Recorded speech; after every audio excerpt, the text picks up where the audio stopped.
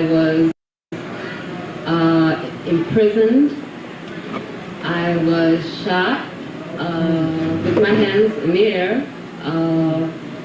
I was accused of a wide variety of crimes, all of which, with the exception of the murder of a New Jersey state trooper, I was acquitted.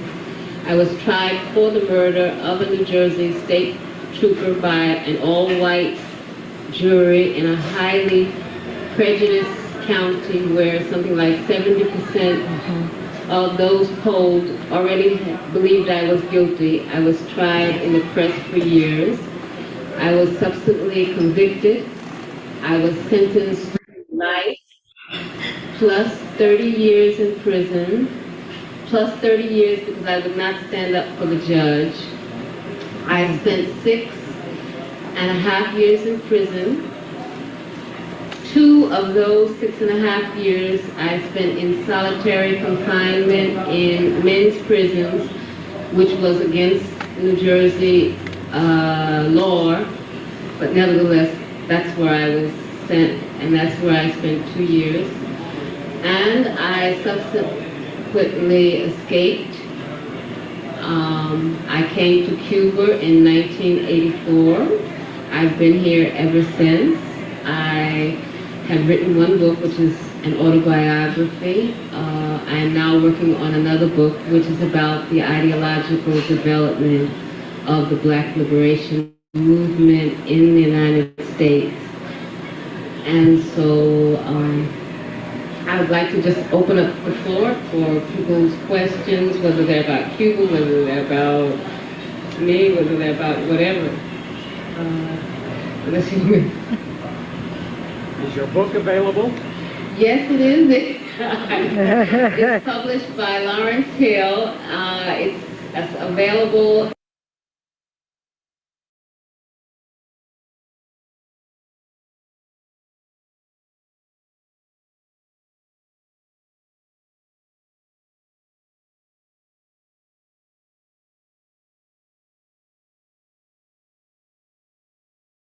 All right. Greetings, everyone.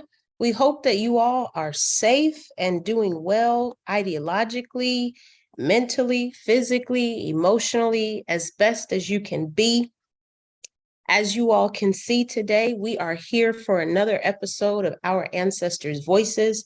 And I say we, even though I am here by myself today. My dad had an unexpected emergency he needed to attend to, but we understand the importance of being committed to this work. We also understand the importance of making sure that we can have consistency and that we can demonstrate what consistency looks like, because if we're expecting you all who are not in organizations that are working for justice to go out and to commit to being in those organizations, then we understand that we have a responsibility to try to demonstrate that as much as possible. And so that's why I am really proud that the All African People's Revolutionary Party has done the best job that we can do with trying to give our ancestors' voices a weekly seminar for close to almost 200 episodes now consistently. And I know there were a few times where we had to cancel, but I really do mean a few out of almost 200 episodes or so. So again, just trying to keep that up, whatever that may look like. This is a great reminder that organizers have lives too, right? We have bills, we have things that we're trying to do. We're trying to defeat capitalism just as much as we're trying to ask you to do the same. We're trying to defeat imperialism and Zionism just as much as we're asking you to do. And that means that we have to stick together and support one another when things get rough, but also when things are great. We should still support one another. So with that, I'm going to continue to say we, because this is an organizational broadcast, but definitely keep my dad in your thoughts and prayers. And I did speak to him earlier. So from what I understand, he is safe. I just hope that this emergency he's tending to can be dealt with as soon as possible. So with that, of course, we have to start by acknowledging our indigenous comrades. We understand that this land is their land. We understand that this land is their land, and we thank them for allowing us to use their space for the amount of time that we have been here. We understand that their land starts all the way as high up as the lands of Canada. and goes all the way down to Peru and other parts of that area. And so we understand that even though a lot of us may be confused and we may have forgotten about the indigenous people, or we may even forgot that this is their land, or we may just simply refuse to acknowledge it because we're too busy celebrating Columbus Day and we're too busy celebrating the unthanksgiving holiday that's coming up in a couple of months. We, as members of the All African People's Revolutionary Party, have not forgotten, and we won't forget. We will never forget. We will continue to resist colonization, and we will continue to use terms such as unthanksgiving, because there's nothing grateful about that day. It is not a day to celebrate. It does not promote happiness. It does not promote specialness, and it certainly doesn't promote a joyful feeling. When I think about that day, it's very hard for me to think about eating turkey and sitting around the table or watching a football game because my parents never instilled those memories in me. What I remember for unthanksgiving is waking up really, really early in the morning, driving either to San Francisco or coming in the night before and spending the night at a relative's house of some type, and then waking up really early the next morning, the day of unthanksgiving, so that we could go to Alcatraz. We parked and it was so cold. Woo, it was freezing. And we would walk to the pier where we would board a ship. This was I probably started as young as in my mother's womb. And once I was born, they continued to take me. And so I would say my earliest memory is probably 3 years old, but I'm sure I was going when I was still being conceived. And even after I had developed in her womb, I was still going, because this was always a ritual and a routine that we practiced annually. They call it the sunrise ceremony. And now you can purchase tickets online where you don't necessarily have to wait in person. But it's a beautiful opportunity if you have not been, and if you are in a position financially where you can find yourself paying for these tickets and making it to Alcatraz on the day of unthanksgiving, you truly should go, because for years, the American Indian movement has offered their time for us to be there to paint this beautiful picture and to acknowledge just what has been taken.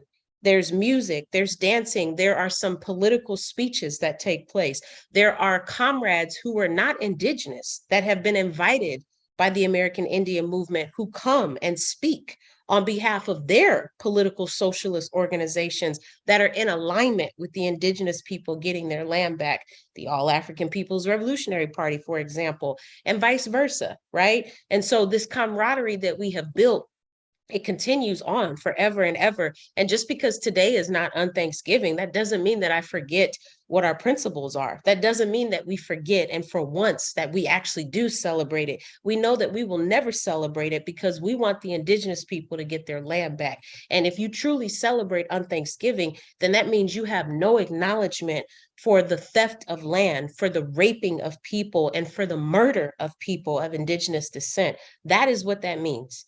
And whether you want to admit it or not, that is actually what that means. And so you really need to do some self-awareness and some self, reflections, if you will, because that's what the day represents. It doesn't represent spending time with your family. Now, if you want to be conscious about the fact that that day represents raping and theft of land and killing people, and you still want to find a way to be political about it, but also acknowledge that you want to make it your own and spend time with your family in your way, that is a different conversation. I'm not having that conversation. What I'm saying is that if you don't increase your political education, and if you don't admit that this land that we are on right now, if you are joining us from any of the Americas, if you are joining us from Peru, if you are joining us from any part of Canada, if you don't admit to yourself that this is indigenous people's lands, then you are just as bad as the slave plantation owner, in my opinion,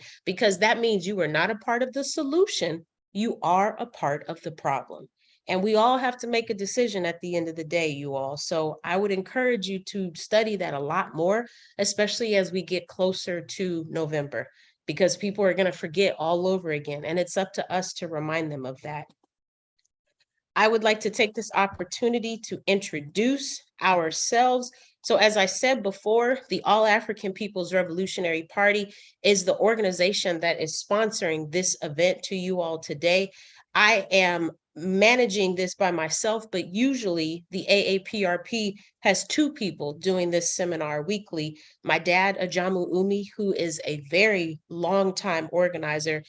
At this rate, he's probably been a member of the party. He always says 40 years, but I feel like it's a little closer to 41 or 42 at this point. So he's been with the party for a very long time, whereas I am approaching my 3-year anniversary of being in work study, which is a part of the party, but I have yet to advance to the cadre level, and I eagerly look forward to doing that. But again, work study is the baseline where you start to increase your political education. So you can't necessarily be a cadre member if you haven't done the work to really read and understand everything that needs to be based, so that we can start to make some different decisions as cadre members who contribute to the organization. So again, we're not just asking you to increase your political education. We practice it here within the All African People's Revolutionary Party, because we see the value of it. And so I think it's important to note that and keep that in mind. I also want to give a quick shout out to our comrade and one of our founding members, Kwame Nkrumah. You can see if you are joining via live stream or on Zoom. And by the way, you all, I am watching the live stream on my phone, so you might see me glance down from time to time. It looks like it's coming up okay, but I'm multitasking here, so your patience is appreciated. But I was speaking to Kwame Nkrumah, and so this comrade wrote the book, Handbook of Revolutionary Warfare, and I'm going to talk in a little bit more detail in just a moment about some of the few things that this comrade was able to accomplish in their time on this earth, which was miraculous beyond measure. But this book is literally a critical function of how the AAPRP, or the All African People's Revolutionary Party, has really centered ourselves in terms of how we have started to develop what our functions of the AAPRP looks like. I also want to point out that you see there are numerous emblems here of different organizations that we are affiliated with, and vice versa.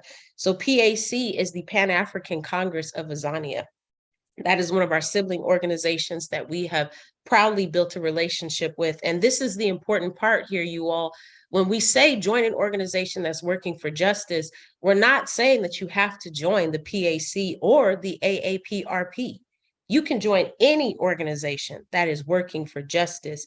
We just ask you to join an organization that is working for justice. We really don't care which one it is, because here's the thing. We need to make sure that you're joining an organization working for justice, even if it's not ours, because that means that's still more organizations that can eventually collide and come together and collaborate, so that we can really take down the real enemy. You being in a different organization is not the enemy. That just means you have a different practice on how you increase your political education. But ultimately, we need to take down capitalism. We need to take down imperialism. We need to take down the real enemies that have the real power, that can control and determine everything we do. If they wanted to right now, they could shut down my internet and I would not be able to speak to you all anymore, even though the bill is paid up and even though I have never been late. If they wanted to, they could turn off my electricity right now. The problem is they have too much control of everything. So that's why we need to take them down, you all, because in a lot of experience, in a lot of situations, or in a lot of examples, I should say, the people in power are usually exploiting land and resources that they don't descend from. So it'd be different if they were allowing the people who descended from those lands to appreciate the things that come from the land. But if you're just exploiting the people and the resources, and you don't even descend from the land, then why should you be in charge of how the resources are spent? That's the biggest contradiction that we can speak of. So we have a lot more work to do with that. I'll also give another example. You see the Azapo emblem right here. That's for the Azanian People's Organization. The PAIGC is the African Party for Independence of Guinea and Cape Verde. These are just different examples, you all, of the conversations that we continue to have with multiple organizations, because we see the value of being in collaboration with them. We see the value and having these different conversations, because those organizations have outcomes that we hope to achieve, because they will benefit African people everywhere if they can accomplish their outcomes. They understand that our organization has outcomes that aim to achieve and benefit African people. And so again, Why would we fight about who can get victory for African people sooner when really we want African people everywhere? We want African descent people everywhere to not be under oppression anymore. And we don't just want it for African people, we want it for indigenous people. That's why we acknowledge that this is their land. If you find yourself in any part of Canada, all the way down to Peru, you are on indigenous people's land, but we have to acknowledge it first. That's part of increasing political education, is admitting the truth of the circumstance and the situation. And usually, if you're admitting the truth in this society, then that means you're resisting and refuting what capitalism has shoved down your throat. That's literally what that means, because capitalism is not going to be honest with you. They're going to lie through their teeth to tell you what they want you to hear so that they can make that money and profit off of you. So we have to understand why it's so important to think critically. So I would start with this organization's topic for this week of Black August, because we need to think about how many of our folks have literally sacrificed their lives for us, you all. And I can give you all some examples of what these folks have done and just who they are and why we should be thinking about them. Some of these comrades are not with us anymore. So if you remember the last Black August seminar that we did, we updated it because a lot of these folks have either passed away that might still be incarcerated, or they have been released from prison, but they have passed away since then. So we can start with the upper left corner, our comrade Anna Mae Pictosh Akwash.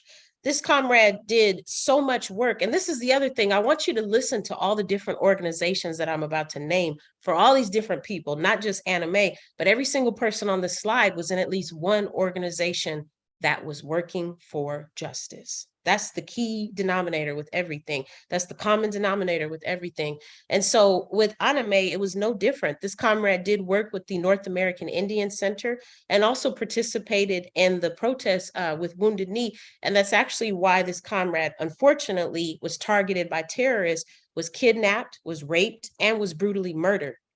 We can also look at the comrade right under Anna Mae and give thought and recognition to our comrade Kwame Ture, formerly known as Stokely Carmichael. And so I would also argue that just like Kwame Nkrumah, who I mentioned in the previous slide, who wrote the book, Handbook of Revolutionary Warfare, but Kwame Ture, who was influenced by Kwame Nkrumah, which is why he has the same first name as him, he also was one of the founding members of the All African People's Revolutionary Party. And so we are so grateful for Kwame Ture, but that wasn't the only organization he was a part of.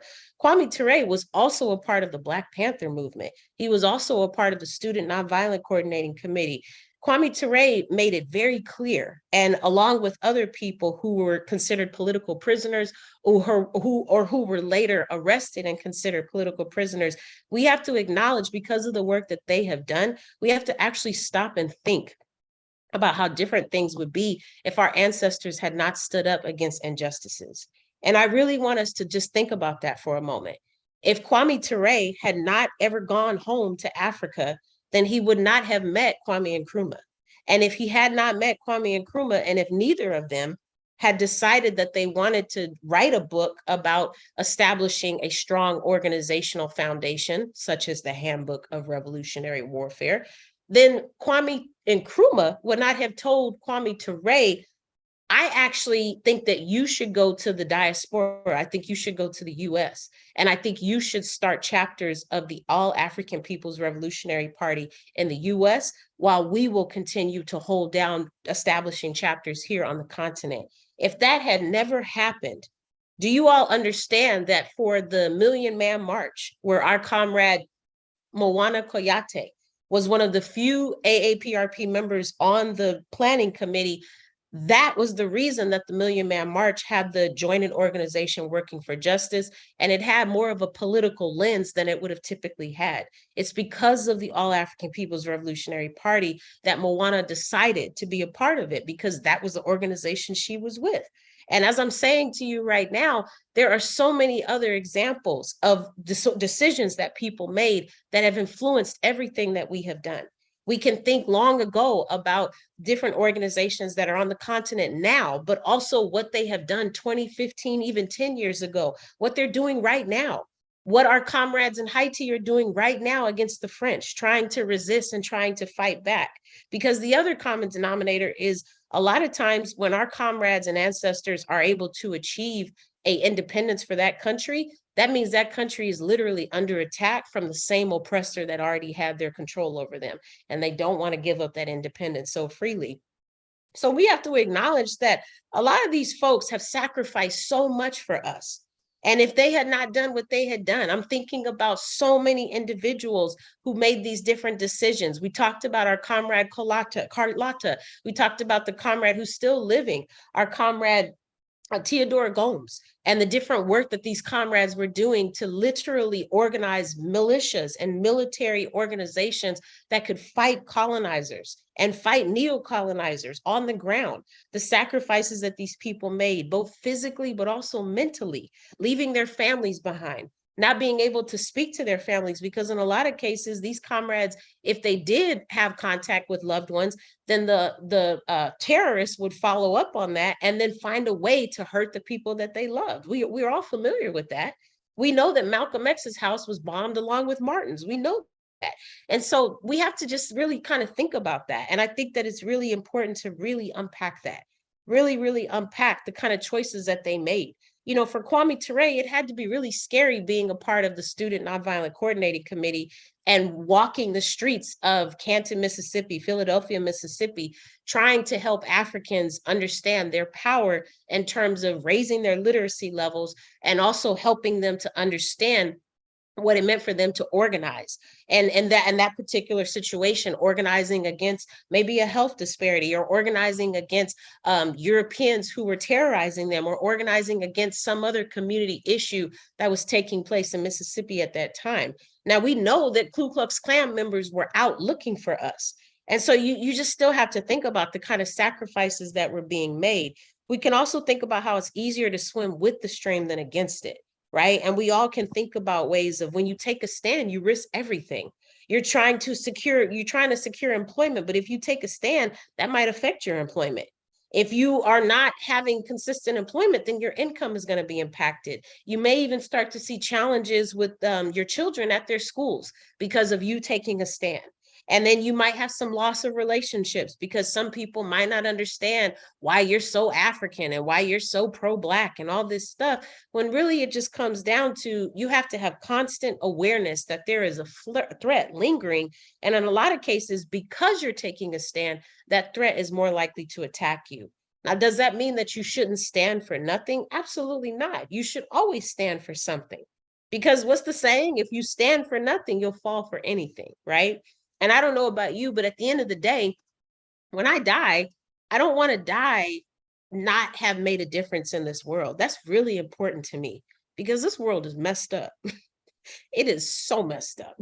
So I don't want to die and be like, man, this world is messed up and not do anything, or at least not try to do something about it. That is really important to me. And if that's the only thing I do in this world, even if I don't finish my degree, I'm okay with that, because I think that I have done the best I could to try to make a world a better place. I think my ancestors know that. I think they know that I have tried my best. Lord knows I have. And I think that's all we can do. And so, you know, when we think about other freedom fighters, we can think about how each of them have made that same conversation play out in their head, and they still chose to do the right thing. They still chose it. You see the picture in the center of Fidel Castro, and we think about how Castro was completely humanist first and literally decided it was humanism over money at every single cost, to the point where Cuba had a blockade put out against it on the US that is probably about 40, 45 years old now. And so for 40 to 45 years, Cuba has not been able to receive resources, money, monetary support, anything from the US, but not just the US, other countries that are in cahoots with the US. So Europe and other parts of the world. But that hasn't stopped Cuba, you all. You don't need the US to thrive. Let me just be clear, because if that were the case, then tell me how Cuba was able to accomplish eradicating 100% transmission, not only of HIV, but syphilis from mother to child, or laboring parent to child. How could they have done that if they didn't have resources from the US? Because they were humanistic first. That's how. They have some of the best medical schools in the world. And those medical schools you can go to for free. And then you don't have to stay in Cuba. You can graduate and become a doctor and still go back to another part of the world to practice. You know why? Because Cuba doesn't care where you practice medicine. They just want you to practice it with a humanistic perspective first. That is all they care about. We can think of Marcus Garvey and the contributions they made with the Universal Negro Improvement Association or the UNIA. That's another organization where Garvey was trying really hard to help Africans literally sell back to the continent, because he saw that no matter where we were, whether it was Jamaica, where he was born, whether it was the US, whether it was Canada, whether it was other parts of Europe, we were not doing well. And he wanted to do everything he could to help us. And he thought if we got back home, that would be part of the issue solved. We think about Martin and Malcolm. You see them at the bottom here on the bottom right. And how when they both started out, sure, they didn't have as much of a Pan-Africanist lens, but that changed over time because both of them went home and had a completely different experience when they walked off the plane and literally were in Africa. But beyond that, they both started to have conversations with other Africans who were trying to think about ways to develop their ideologies on a higher level. So we can think about how Malcolm was able to have these different conversations, and they were able to meet with Kwame Nkrumah, and they were able to talk about some different ways that the issues that Africans are facing on the continent are very much connected to the issues Africans are facing in other parts of the world. And so we can think more about this and what that looks like in terms of understanding that no, neither one of them had the most advanced Pan-Africanist lens when they first started out, but none of us have that. That's why this work is so important, is because you have to keep working at it. You have to keep getting the practice in. You have to keep humbling yourself, because every time you think you know enough, you know nothing. You know nothing. And you know how I know? Because only in 2 years in, and I'm like, oh my gosh, how am I going to get through all these books on the reading list for word study? This is really a lot of information, and it's good information. And I feel like a sponge. I just want to soak it all up and hopefully store it in my brain. I pray that I can store it in my brain and be able to recall it when I need it. But part of that is practicing that. Part of that is reading something and then bringing it up later in conversation and applying what you have taken in so that you can do that. But you're not going to be able to do that if you're following credibility, if you're following sources that are not credible, you're not going to be able to do that. And so when we say increasing political education, we are specifically talking about increasing political education from credible sources, such as some of these people who have written books on this stuff. I mean, if anybody knows and can talk to you about the UNIA, it would be Amy Jocks or Marcus Garvey, right? We don't really want to listen to somebody else who doesn't really have the full story. That's why we should pick up the book by Kwame Ture and read the autobiography. We should read the autobiography of Malcolm X. We can listen to Malcolm X's speeches on Spotify. You can listen to them on YouTube. I was just playing Assata Shakur video before the seminar started. Like, this information is out there, but we have to be really critical on how we're getting it. Because if you're getting it from the wrong person, then they might be influenced by oppressive ideologies, which can truly impact how the information is given to us. I would be remorsed if I didn't mention these last two folks. So we have Marilyn Buck in the bottom center. And then of course we have Kwame Nkrumah, who I've mentioned several times today already. Kwame Nkrumah, I mean, without Kwame Nkrumah, Ghana would have never achieved independence. Let's just be real with that. The Gold Coast would have never achieved independence. And if the Gold Coast had never achieved independence, then Kwame Nkrumah wouldn't have been able to literally be the president of two different countries at the same time, because he was also the first president of Ghana ever, okay? Not only was he instrumental in that, Nkrumah helped us to understand why we needed to be in control of our resources. Africa is one of the richest continents in the world. And I learned from reading Ghana, Nkrumah's autobiography, that he talked about how cacao, the rubber, the gold, the cobalt, all these different products that come from the continent, from the Congo all the way up to Chad and different parts of the continent, all of these resources are instrumental in making money for the continent, but not if the people selling them do not have Africa's best interest at heart. So we have to continue to think about that. And then of course, Marilyn Buck was extremely instrumental in the organizing that they were doing, and also very instrumental in helping Assata Shakur escape for a crime that she simply did not commit. And so we just think about all of these different ancestors, and also some that are still living, but mostly ancestors, and just how much of their sacrifices they have made for us to be where we are. We must consider how much more difficult things would be if Africans, or even colonized ancestors, if you're not African, but you do identify as a colonized person, how much more difficult would things be if these ancestors had not stood up for what was right, and if they had just gone along with whatever the capitalist imperialist rhetoric was at that time? You know, we would have no independent countries, which means we probably wouldn't have any idea of how many slave revolts had took place, which means we wouldn't understand how much of our ancestors really did fight back. So the rhetoric of us understanding that we come from greatness, the rhetoric of us understanding that we don't take stuff lying down, the rhetoric of us understanding that we are a tough people and that we didn't just welcome slavery, none of that would exist. None of that would exist in media. We would have no access to that if these folks had not sacrificed their lives, you all. It's very important that we understand that. If you simply stop for a second and just think about all the things that you have done in the last 24 hours, how different would your life be if you had decided not to do 5 of those things? Now, it might be a small thing, right? Maybe you decided not to wash your laundry today. Okay, that might be a small thing. But if you decide not to wash your laundry for 6 months, that's going to start to become a problem. Because at some point, you're going to need whatever you were going to wash, you're going to need it. If you're talking about underwear, if you're talking about socks, or whatever you're talking about. So I think that it's just important to think about that. These folks had choices and they made sacrifices. They made sacrifices that were human driven. They made choices, you all, to decide to put humanity first. A lot of them probably didn't want to leave their relationships behind and never talk to their loved ones again. They probably didn't want their loved ones to wonder if they had been killed every day that they didn't hear from them. No one enjoys living a life where your life is under threat and you're constantly being harmed. But we have to do as organizers, because first we understand, if we're in my generation, then we understand that so many others did it before us, and it is our responsibility to do it as well, so that those coming after us can benefit from it, A. But B, we also understand that if none of us decide to sacrifice, then how is the world going to change?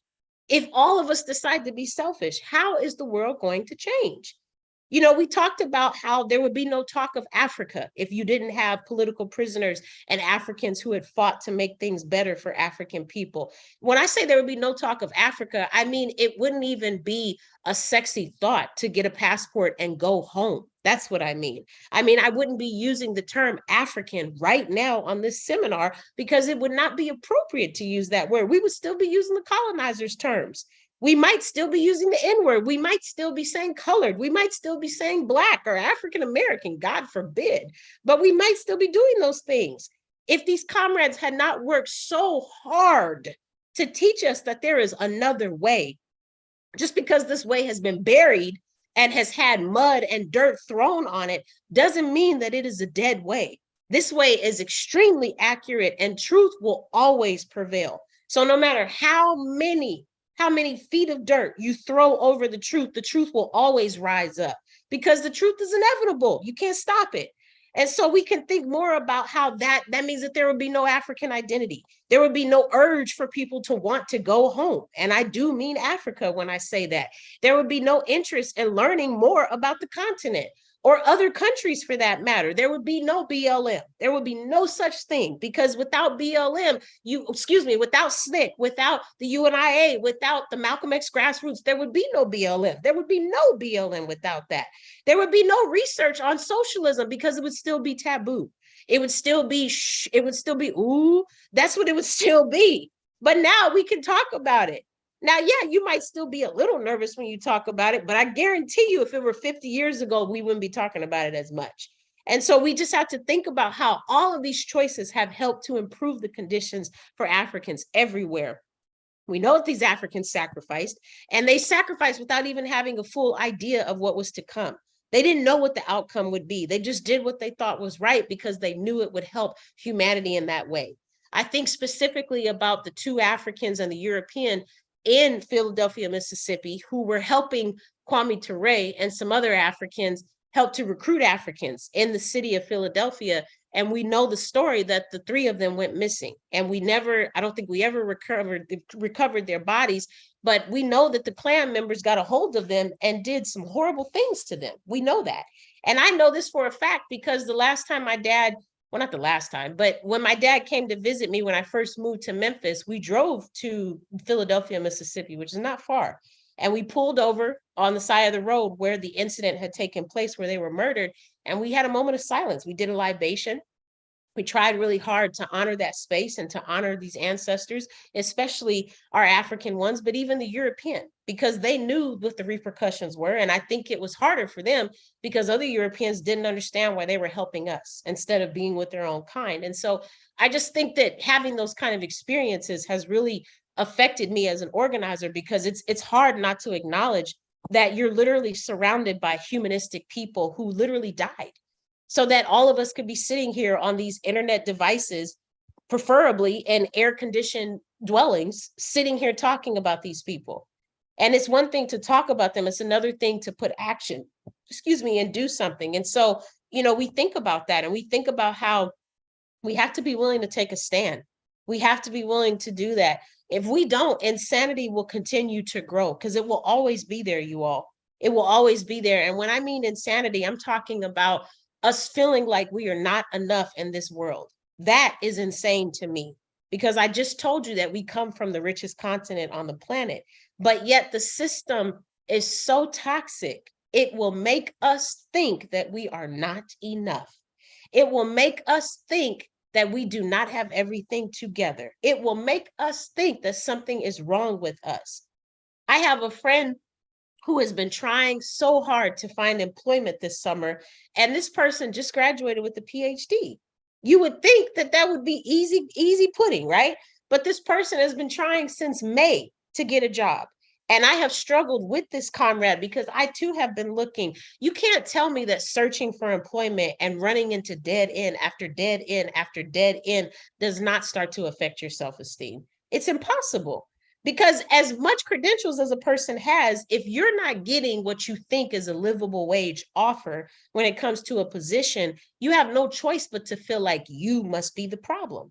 And I don't mean that in a selfish way. I mean that in a, what is wrong with me and how come I can't get a job way? Because that's what the system does, you all. It makes you think that you are the problem. It makes you think something is wrong with you. It makes you think that you are not enough. It makes you think that you always need to have more. So if you have a PhD, you should still get 5 more degrees, because that's not enough. If you have white teeth, that's fine, but now you need to get rid of the hair that's on your lip above your white teeth.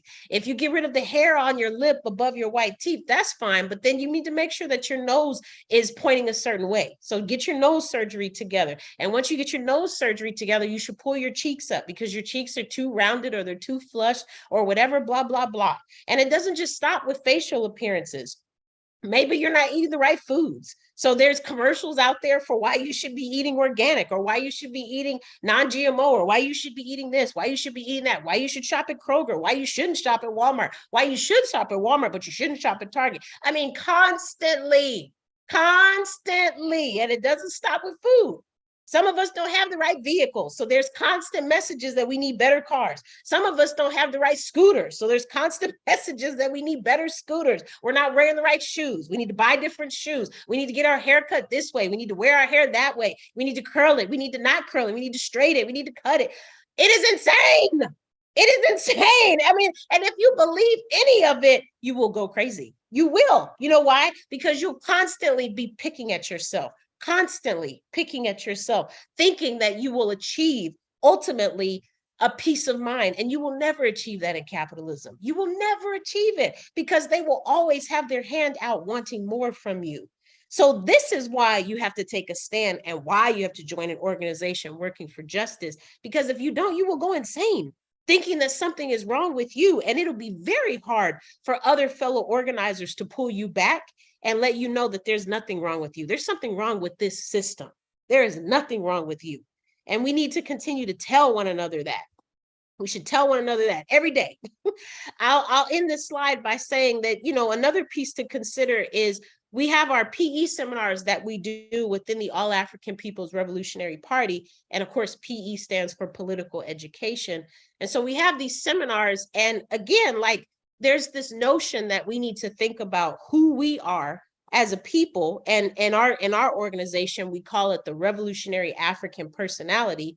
But whatever socialist, peace-loving, people justice organization you belong to, I'm sure your organization has values and morals and personalities that those who organize with that space should be practicing. So it's no different for us with RAP, or Revolutionary African Personality, where we need to practice what it means to be the kind of organizers that we want to be at all times. And so I think about some of our legacy folks and political prisoners who have demonstrated for us what it means to have humanistic principles, what it means to be visionaries, what it means to be egalitarian, what it means to be collectivist in thinking, what it means to be open to the idea that we need to think about how to advance the conditions of other people. We think about those things all the time, and we can think of different examples of when humanism, when egalitarianism, when collectivist thinking, when they have been practiced. And if you are joining us on Zoom, you can see from the slide, but I'm about to read these notes off, where we can see different actual concrete examples of these principles being practiced, because there is no way that these people went to these spaces and these locations and did not think about the fact that they might die. And there's no way you can't tell me that they weren't being egalitarian or humanist when they did that. There's just no way, because a person who knows that they're going to die and still chooses to go forward, if it benefits humanity, there's nothing selfish about that. There's nothing selfish about that. And so we can think about August 21st, for example, in 1970, in Marin County in the Bay Area. We can think about the courthouse shooting and how Jonathan Jackson was taken from us in that space at that time on August 21st.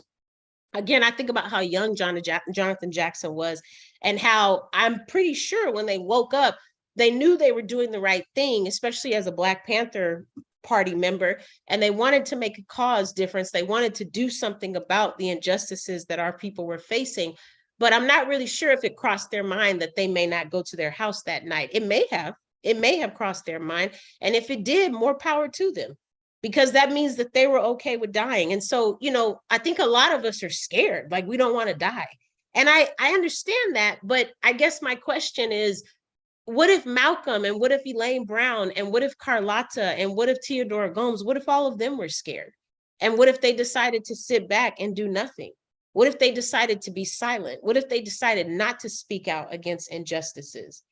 I, as a cis African woman, would not have the benefits of resisting patriarchy had it not been for all of these comrades who resisted with me, some being femme presenting people, but in some cases, even some male identifying people speaking out against that.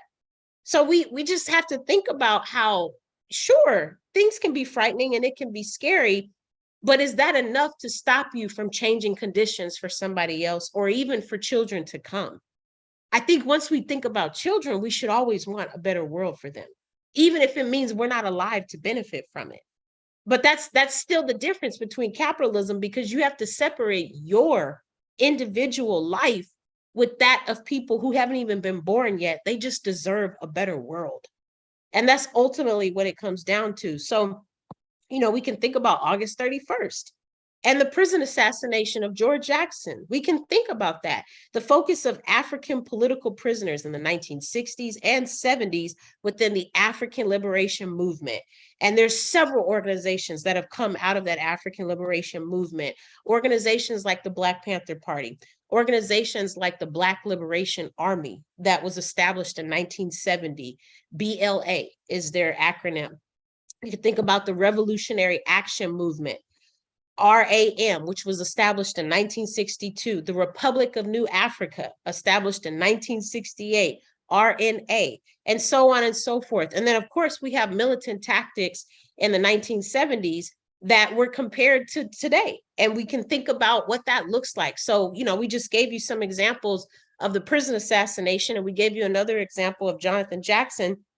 We could think about other militant tactics in the 1970s compared to today. And we don't really have as many people who are sacrificing, themselves for the cause of humanity.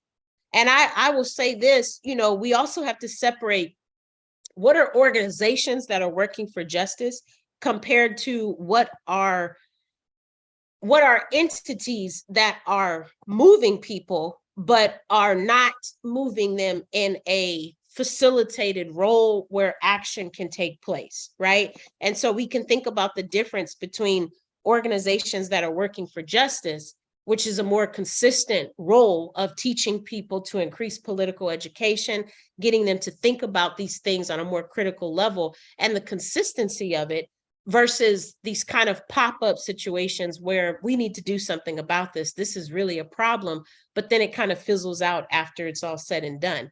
And so I love how Kwame Ture says any organization is better than no organization. And so I am not dissing any of these pop-up entities that I'm thinking of, but this is precisely the problem, is it comes up and then it fizzles down, and there's no momentum after that because it's fizzled out. And it won't refizzle until another African person is shot and killed. That's when it refizzles.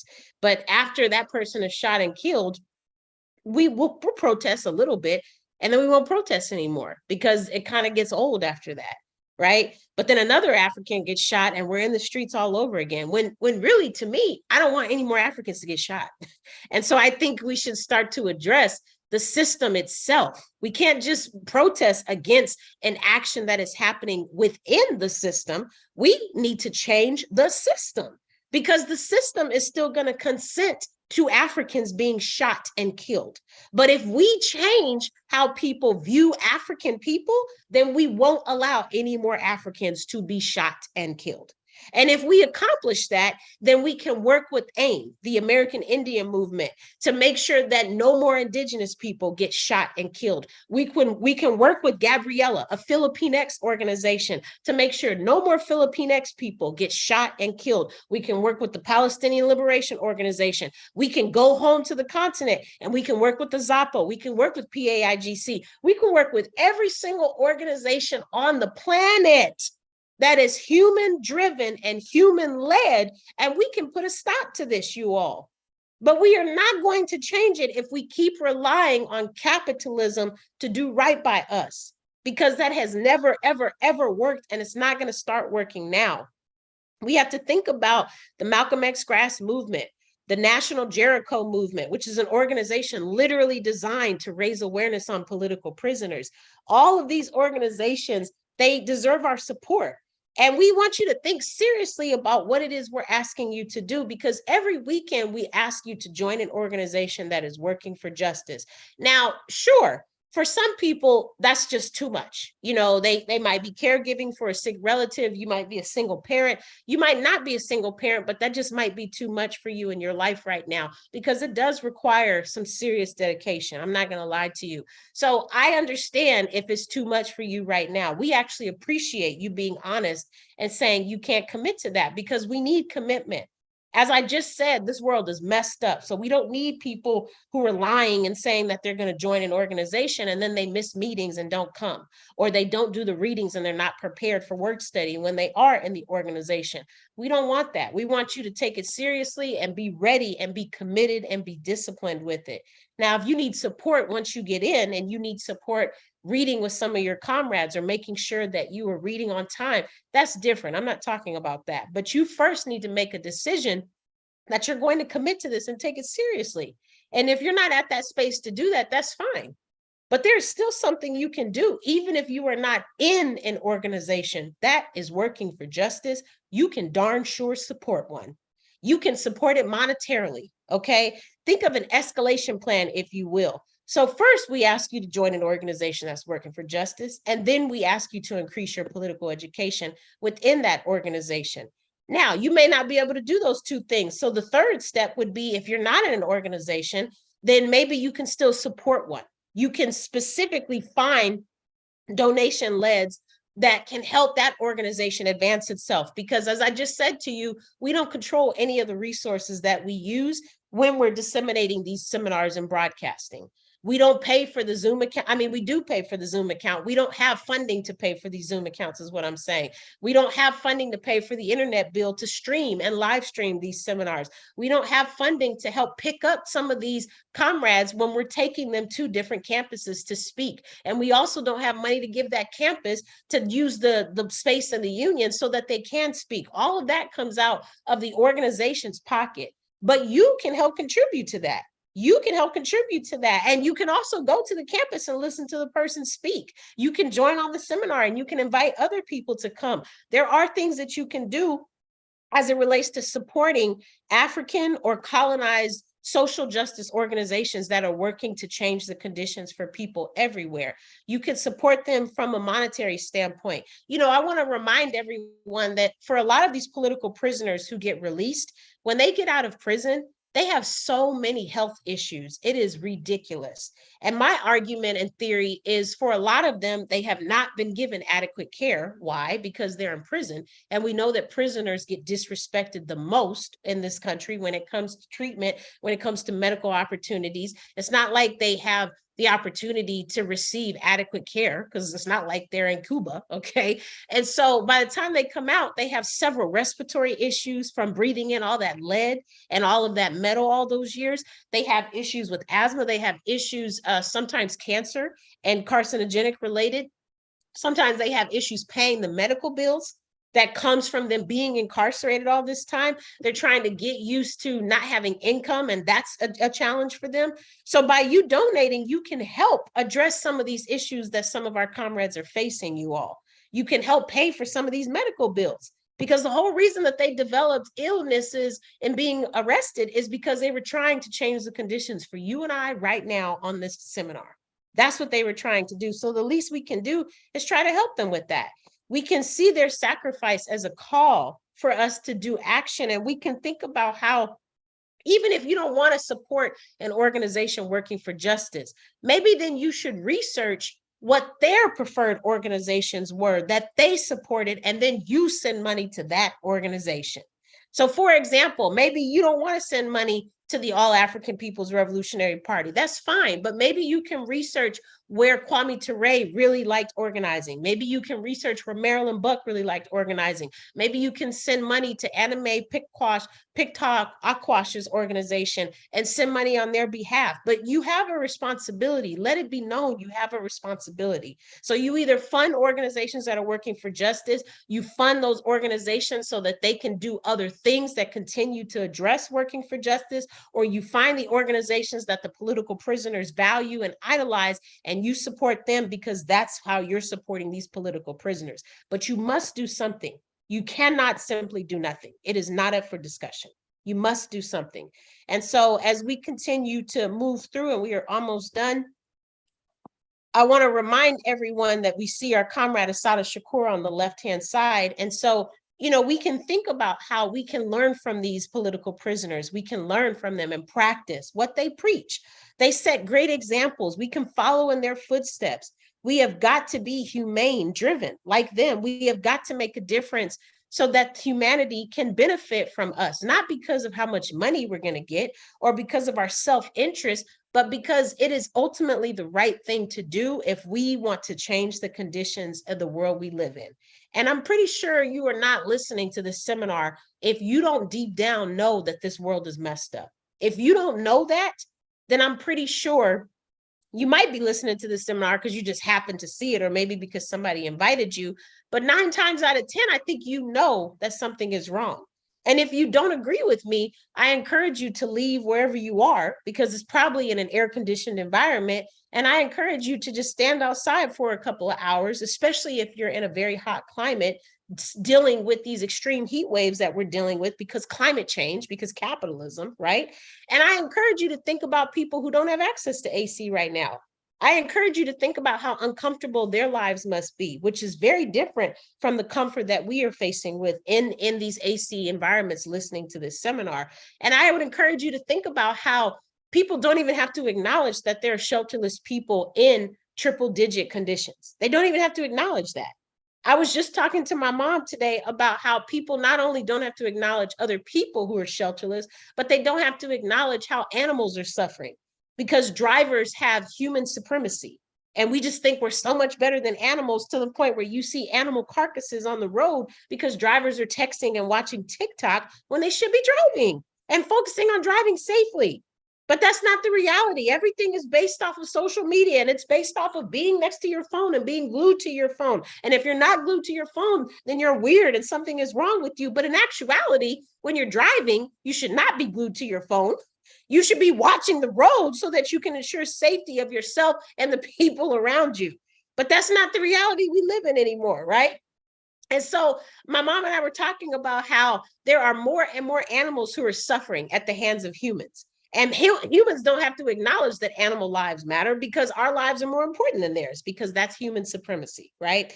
And so I really would encourage us to just dig a little bit deeper, you all. We must know that we have to do political education, and we need to read. We need to increase our political education and learn. If anyone speaks out about the truth of what has happened, these political prisoners were, because they have lived through these experiences. They know what is going on firsthand. Asada Shakur wrote one of the best autobiographies that I could have ever read as a child. I read it when I was 16, and I picked it up again when I was 24 and read it again.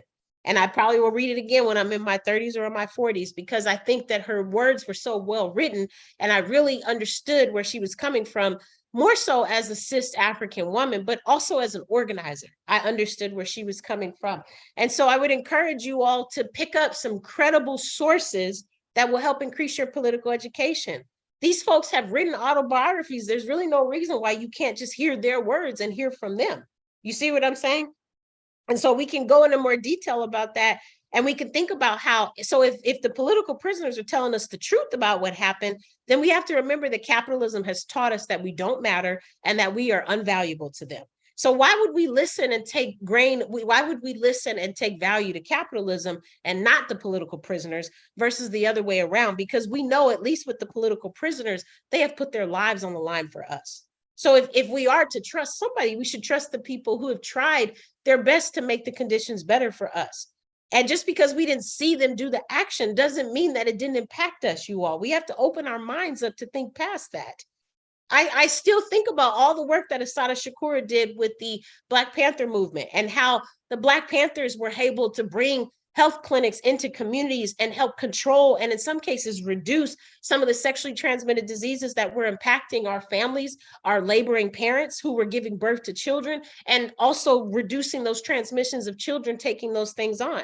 I think about all the work they did with sickle cell. I mean, that is such a painful disease, and it affects African people at an all-time high. But the Black Panther movement understood that, and they did so much to address that. I think later on in certain parts, certain chapters even started having clinics specifically dedicated to gynecological services. So for people who had uteruses, they could go on behalf of the Black Panther movement and get screens to make sure that they didn't have ovarian cancer or uterine cancer. I mean, these are just some examples of what this sister and that organization did for us, you all.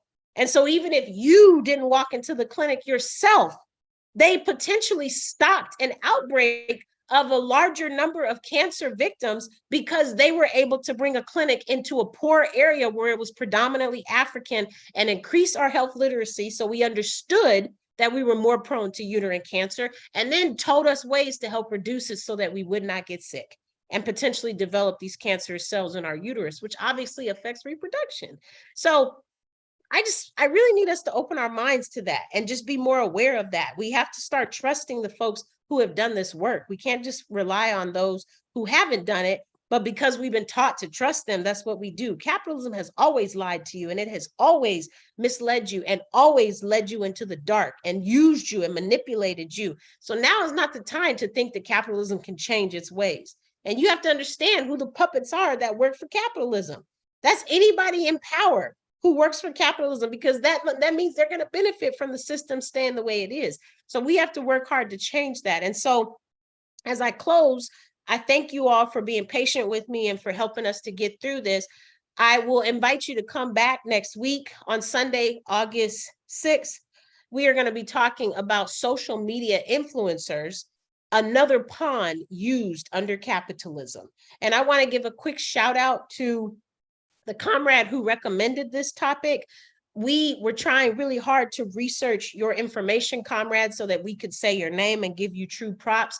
But I know you made the comment recommendation last week when we talked about celebrities on YouTube, and my dad encouraged me to give you a shout out. So I do apologize that I couldn't find your name, but I really wanted to thank you. We wanted to thank you for making this recommendation. Next week, because of your influence, comrade, we're going to be talking about social media influencers and another pawn under capitalism. And so again, thank you to the comrade who made that recommendation on YouTube. And so we encourage you all to come back on Sunday, August 6th at 4 p.m. Pacific Standard Time. We'll be back again. We just want to remind you all that we're still selling our t-shirts and our sweatshirts that say African period. You can visit the Etsy shop here, www.etsy.com/shop/forward/again. Also, we have several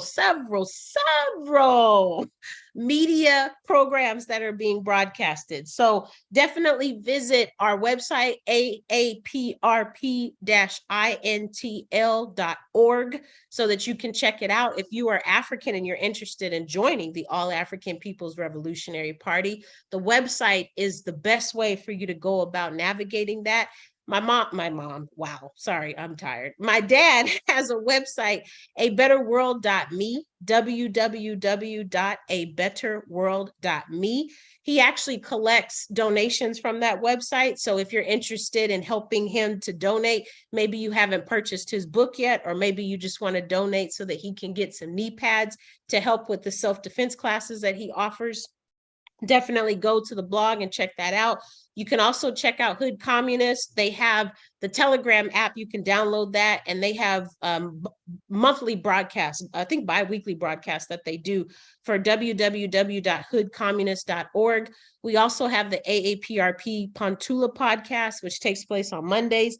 The AAPRP Revolutionary African Women, which is the last Saturdays. I believe you can access that on Spotify, Forward Ever broadcast. And then last but not least, we have the AAPRP New Mexico chapter, which has their weekly newscast, which takes place on Thursday at 12 noon Mountain Standard Time. You all, it has been a pleasure. I hope that you all stay well. I cannot believe I finished a minute early. That is fascinating. Have a great day. Be safe. Remember, there is nothing wrong with you. There is something seriously wrong with this system. And as always, say it with me, join an organization that is working for justice. If you cannot do that because you are not ready to commit, you need to support an organization that is working for justice. And if you cannot do that because you don't want to, then you need to research who your favorite political prisoner is and find their organization of preference and support that one.